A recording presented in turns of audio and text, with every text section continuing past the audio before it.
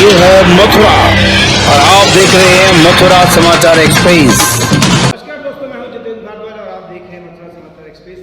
आज हम आपकी चुनावी महासंग्राम में एक ऐसे शख्स से मुलाकात कराने जा रहे हैं जो आम आदमी पार्टी के प्रत्याशी हैं।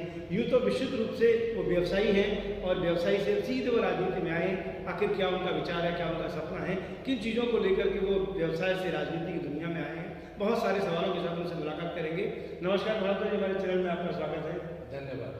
मेरा सबसे पहला सवाल है, बहुत सारे लोगों के जहन में ये सवाल है, मेरा सवाल नहीं है कि आप विशुद्ध रूप से व्यवसायी थे, अचानक राजनीति में आए हैं, राजनीति में आने की वजह क्या है? देखिए भाई साहब, कुछ ना कुछ ऐसा प्रेरणादायी प्रसंग जरूर हर जीवन में होता है जिसकी वजह से जीवन में बड़े बदलाव होते हैं। तो मैं आचार्य जी को पढ़ रहा था और मैं उनको काफ़ी मानता हूँ। तो मैंने उनकी किताब में कहानियाँ पढ़ी थी। एक व्यक्ति को एक हीरा मिल गया था और वो व्यक्ति हीरे को जानता नहीं था। उसने किसी को कांच का टुकड़ा समझ के आगे बढ़ा दिया और बढ़ते बढ़ते जौहरी पे आ गया। जब जौहरी पे आया तो जौहरी ने पूछा, भाई आपने इसके कितने में खरीदा? तो उसने बताया कि मैंने 1000 में खरीदा था। तो जौहरी ने 500 रुपये निकाल के दे दिया। ऐसा सुनते ही हीरा चटक गया। अब कहानी का पर्सनिफिकेशन हो जाता है, मानवीकरण हो जाता है। तो जौहरी ने हीरा से पूछा, भाई तो चटक क्यों गया? तो हीरा ने कहा कि आपने मेरी इतनी कम कीमत लगाई, इसलिए मुझे दुख हुआ। उसने मैंने तो तेरी अन्य के मुकाबले बहुत कीमत लगाई। बोले अन्य मेरी असली कीमत नहीं जानते थे, क्योंकि आप मेरी असली कीमत जानते थे, उसके बावजूद भी आपने मेरी इतनी कम कीमत लगाई, इसलिए मेरा दिल टूट गया। अब इसका दूसरा पक्ष ये है, जिम्मेदारी उसकी जिसको प्रकृति ने योग्यता दी है, साधन दिए हैं, परिस्थितियाँ दी हैं। जब ये मैंने कहानी पढ़ी तो मैं थोड़ा ठिठक गया। राजनीति की इच्छा मेरी बचपन से ही थी।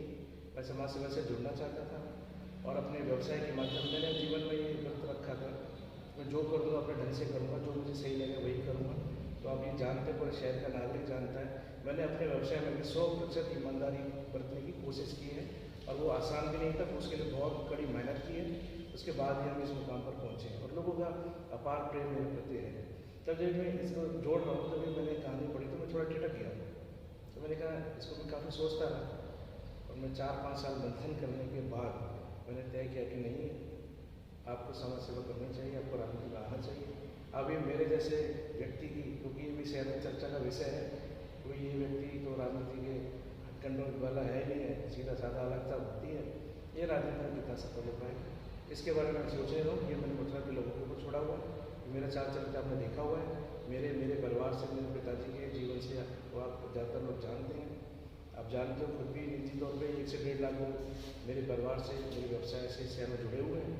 अब वो जैसे तय करेंगे, अगर वो चाहेंगे कि भाई मेरे जैसे व्यक्ति को राजनीति करनी चाहिए तो मैं करूँगा। और मैंने तय किया, व्रत लिया है कि मैं अपने 25 साल के जीवन के मथुरा की राजनीति को देने जा रहा हूँ। बड़े इरादे के साथ राजनीति में आया हूँ और बड़ी मानसिक तैयारी के साथ भी आया हूँ। ऐसे ही चुनाव खेलने में राजनीति में नहीं आया हूँ। और ये जो महापौर का इलेक्शन है उसके पहला कदम है।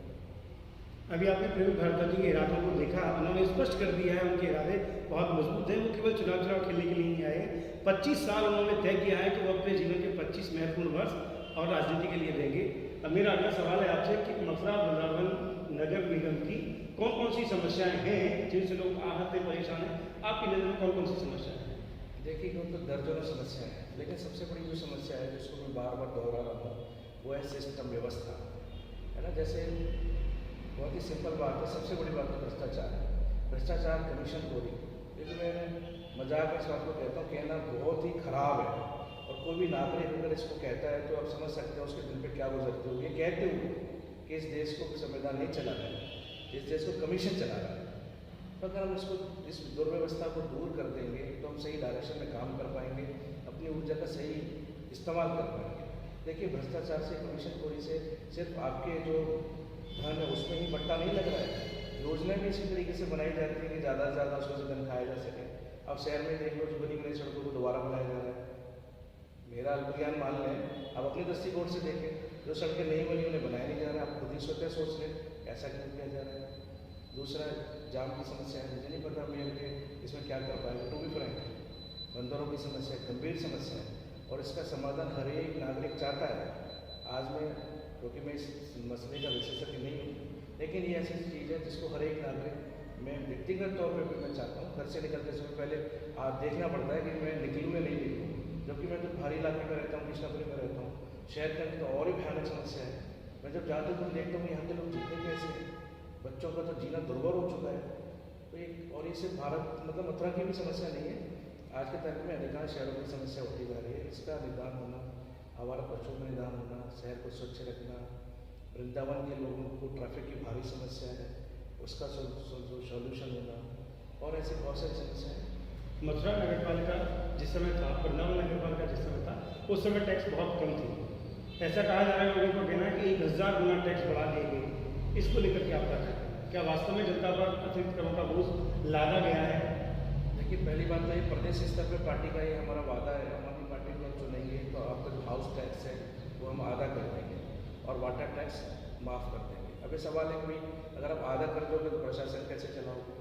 तो मैंने आपको बताया कि 30% का तो कमीशन जा रहा है, 30 से 50% का, और अगर हम ईमानदारी से नागरिकों को पैसा खर्च करेंगे तो हमें टैक्स को उल्टा घटाना ही पड़ेगा, हमें ज़्यादा लेने की जरूरत नहीं पड़ेगी। और उसकी दूसरी बात, ये भी एक व्यवहारिक चीज़ है, मैं एक जोक के तौर पे ले लें, घटना के तौर पे ले लें। भाजपा के बहुत बड़े नेता थे, टीवी पे इंटरव्यू देते समय उन्होंने कहा कि वो बॉम्बे में अपने एक मित्र के यहाँ बैठे हुए थे जो 1 लाख रुपये रोजाना दान देते थे, लेकिन वो 10 CA बैठा ले हुए थे टैक्स ना देने के लिए।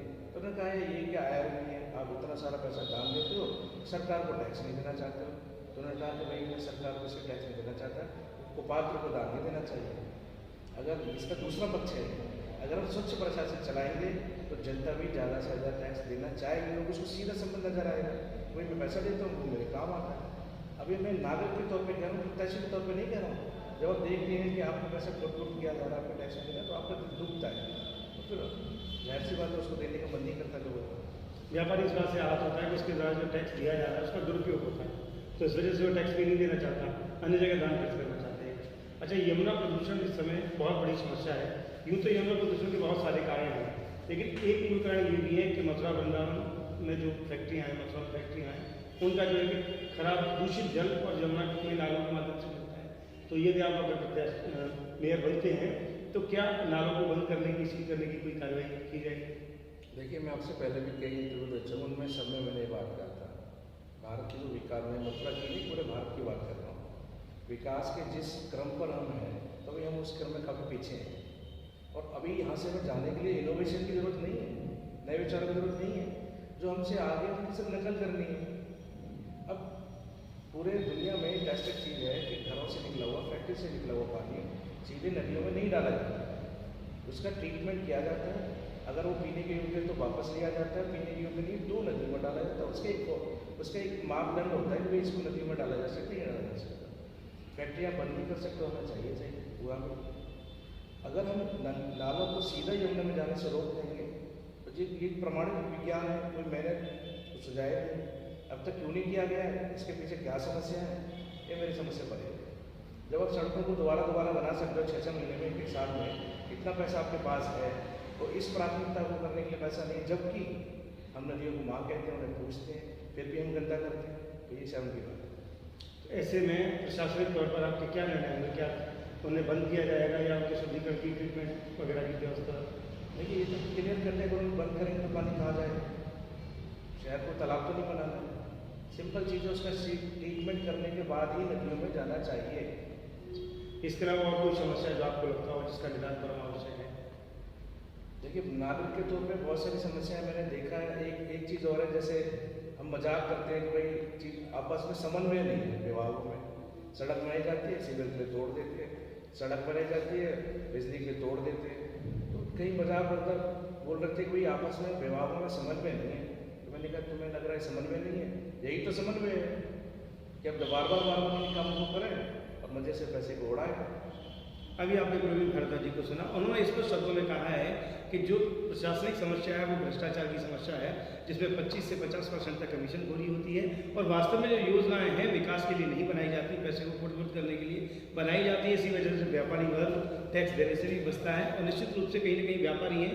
प्रवीण भारद्वाज जी व्यापारी रहे हैं, इस बात को बहुत ज़्यादा गहराई से समझते हैं, वो दर्द भी है और उसको वो दूर भी समस्या को करना चाहते हैं। एक इस तरह की व्यवस्था वो मथुरा वृंदावन में लाना चाहते हैं कि सभी समान रूप से टैक्स दें। इसके अलावा जो आम आदमी पार्टी की जो योजना है, जो पॉलिसीज है कि हाउस टैक्स को आधा करेंगे और जल कर को पूरी तरह से समाप्त कर देंगे, ऐसी तमाम योजनाएं लेकर को आ रहे हैं। और निश्चित रूप से प्रवीण भारद्वाज जी यदि आते हैं तो निश्चित रूप से तस्वीर मथुरा वृंदावन के लोगों की हमारे साथ बने रहिए। मथुरा चुनावी संग्राम की अगली कड़ी में फिर हम आपकी मुलाकात कराएंगे एक और नए प्रत्याशी के साथ। तब तक दीजिए हमें इजाज़त। नमस्कार, धन्यवाद।